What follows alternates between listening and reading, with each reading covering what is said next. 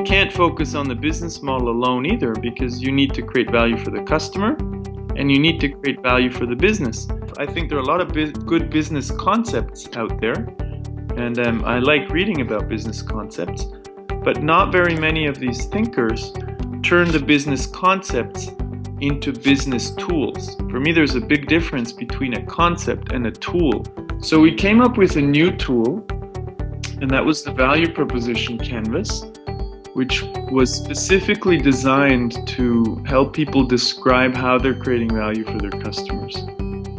So this new book is actually very integrated with the first one, but it takes a specific topic and makes it explicit. When we design a tool like the value proposition canvas, first of all, we try to find the right concepts. Now, everybody does that, I think.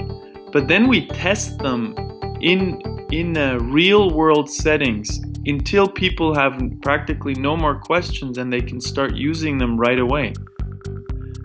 So you immediately can use them, which makes them a lot more practical. So we test them until people can use them without a lot of explanation.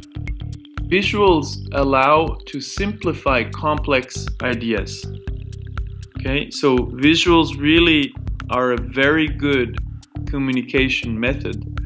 And the problem with most business books is that they focus on text, and they're just some ideas that are more complicated to describe than to draw and to make visuals. So the visuals for us are not to make the book look pretty. The visuals are really core to our thinking.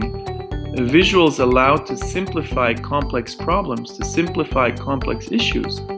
I think what we really do differently, and I actually do think we do it better than others, is we make the tools very simple and very practical and very visual.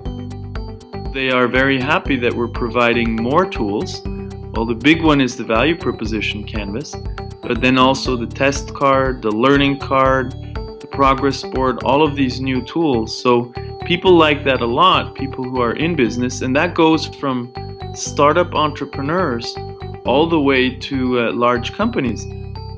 That people still write business plans, and business plans simply don't work, because what do you do in a business plan?